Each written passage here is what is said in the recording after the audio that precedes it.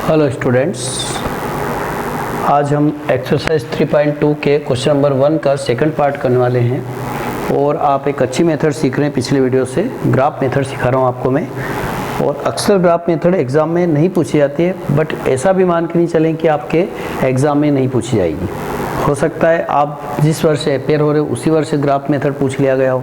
पिछले वर्षों में अक्सर रिकॉर्ड है कि नहीं पूछा जा रहा है, बट आप मान के चले कि आपको आना चाहिए। तो हम सीखते हैं इसमें। पहले हम कंडीशन देखते हैं हमेशा क्वेश्चन में। इसमें लिखा है 5 पेंसिल, ये देखिए 5 पेंसिल और साथ में 7 कलम। ये 7 कलम मीन्स पेंसिल और पेन का सवाल है और इनका मूल्य मिला करके 50 रुपये है, ठीक है। और इसी प्रकार से 7 पेंसिल और 5 कलम का मूल्य मिला करके 46 रुपये है। तो आपको एक पेंसिल का मूल्य और एक कलम का मूल्य बताना है, ठीक है।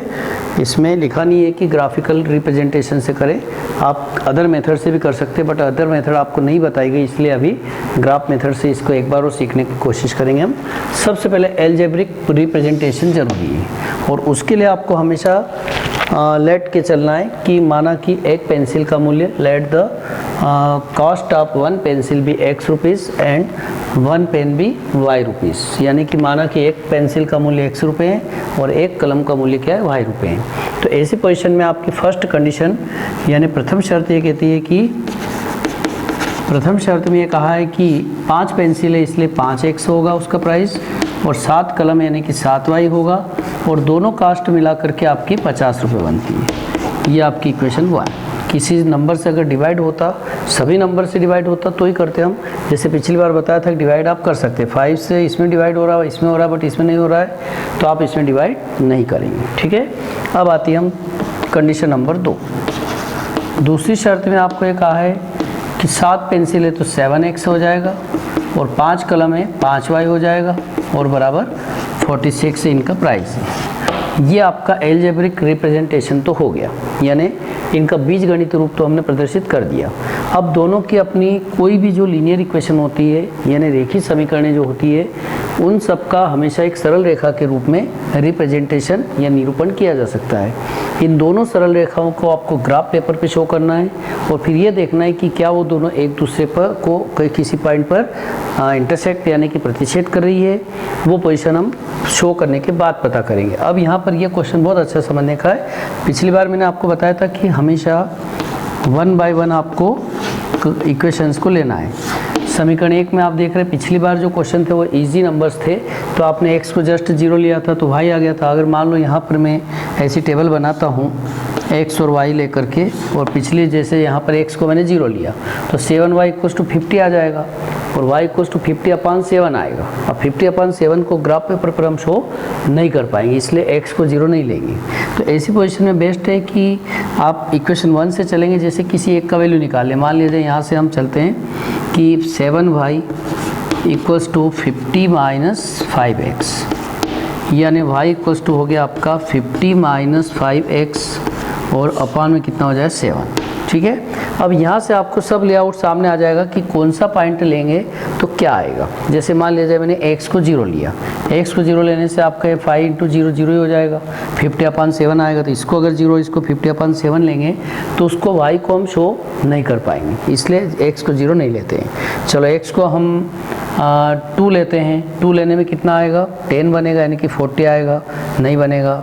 3 लेते हैं, 3 से काम बन जाए। देखिए आप 3 क्यों लिया, क्योंकि 3 से 15 आ रहा है और अगर इसमें से ये माइनस होगा तो ये 50 - 15 करेंगे तो 35 बचेगा और 35 7 से कैंसिल हो रहा है, यानी 3 और 5 आ गया, ठीक है। इसी प्रकार से मान लिया जाए यहाँ पर 4 लेते हैं तो 20 आएगा और 20 आएगा तो ये 30/7 आएगा, उसको भी आप नहीं ले सकते हैं। फिर 5 लिया तो 25 आएगा, 25 - 25/7 ये भी शो नहीं होगा। 6 लिया, 6 से 30 बनेगा यानी कि 20/7, ये भी नहीं होगा। 8 ले लेते हैं, 8 लेने से 40 बनेगा, 10/7, ये भी शो नहीं होगा। 9 लेते हैं, 9 से 45 आएगा, यानी देख रहे हैं आपकी इसमें कहीं ना कहीं प्रॉब्लम आती है। तो ऐसी पोजीशन में आप क्या करेंगे, तो यहाँ पर और भी आगे कभी कभी थोड़ा सा लंबे रास्ते पर भी चलना पड़ता है, ट्राई एंड एरर मेथड से इसको देखना पड़ता है। मान लिया जाए माइनस के पॉइंट भी आप ले सकते हैं, जैसे मान लिया जाए कि इसमें -1 लिया मैंने, अब -1 लेने से 55 बनेगा है, -2 लेने से 10 यानी 60 बन जाएगा, -3 लेने से -3 से ये बनेगा आपका 65 बनेगा, इससे भी नहीं होगा। तो ऐसे में हम थोड़ा ट्राई एंड एरर कोशिश करना पड़ती है। तो 3 और 5 तो आ गया। अब मान लिया जाए कि यहाँ पर मान लिया जाए हम ऐसा कुछ अंक लिखते हैं। अब मान लिया जाए मुझे याद आया कि 0 ले लेते हैं, चलो x को 0 लेते हैं। 0 लेने में क्या होगा, 50 - 0 हो जाएगा, नहीं ले पाएंगे। और 10 ले लेते हैं, अगर x को 10 लिया, x को 10 लेने में क्या होगा, 50 - 50 यानी 0, 0/7 यानी 0 आ जाएगा। कुल मिलाकर के 2 पॉइंट से आपको ट्राई करना है। 2 पॉइंट से जब तक नहीं आए तब तक आपको ट्राई करते रहना है। तो इसको पहले शो कर लीजिए, बाद में हम सेकंड कंडीशन पे जाएंगे। 3 और 5, 3 किधर लेंगे, एक्स एक्सिस के ऊपर 1 2 3 और 5 ऊपर आएगा 1 2 3 4 और 5, ये आ जाएगा 3 5। ठीक है, इस प्रकार से 10 0, तो 10 0 यानी कि 10 तो एक्स एक्सिस के ऊपर लेंगे और 0 इसी पर आएगा, 10 और 0 इन दोनों को आप मिला दीजिए। इस प्रकार से ये स्ट्रेट लाइन आएगी हमेशा। इसको आप नाम भी दे सकते हैं ए बी। ये आपने फर्स्ट कंडीशन जो थी उससे एक अलजेब्रिक इक्वेशन बनाई थी और उसका रिप्रेजेंटेशन एक स्ट्रेट लाइन आई। अब हम लेते हैं सेकंड कंडीशन, समीकरण 2। समीकरण 2 से चलते हम।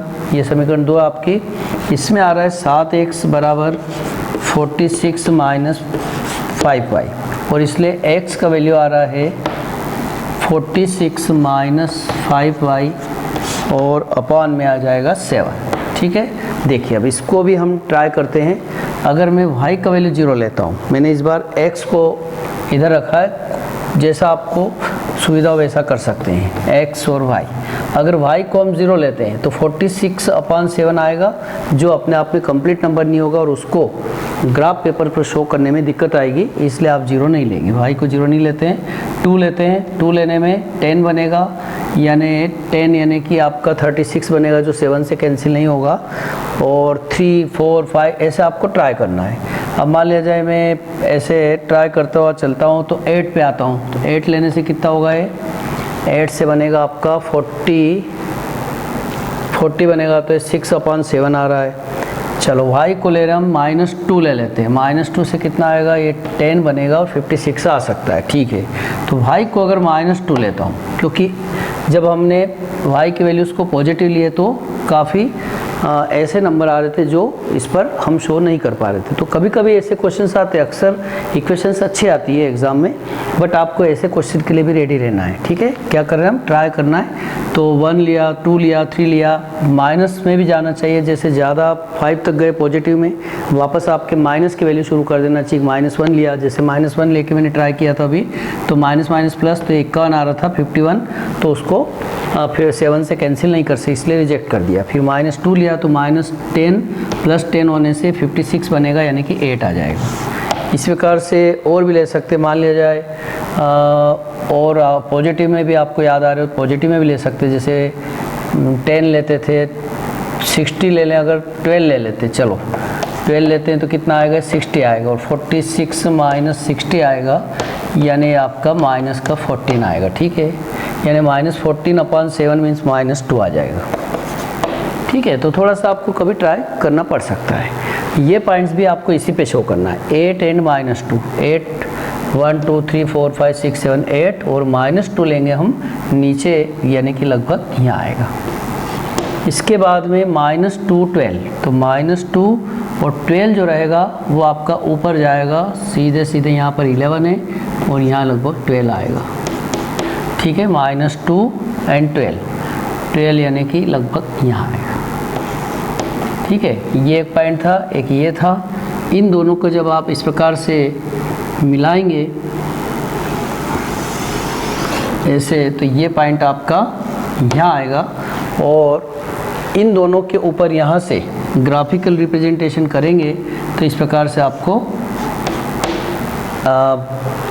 परपेंडिकुलर खींचने पर x की जगह 3 आ रहा है और y की जगह आपका 5 आ रहा है। तो आपका 3 पर टच कर रहा है और y का वैल्यू आ रहा है 5। मीन्स ये जो पॉइंट पी की पोजीशन है ये आपका 3, 5 को शो कर रहा है, और दोनों लाइनें अगर एक दूसरे को इंटरसेक्ट कर रही हैं यानी इनका यूनिक सॉल्यूशन हुआ, अद्वितीय हल हुआ।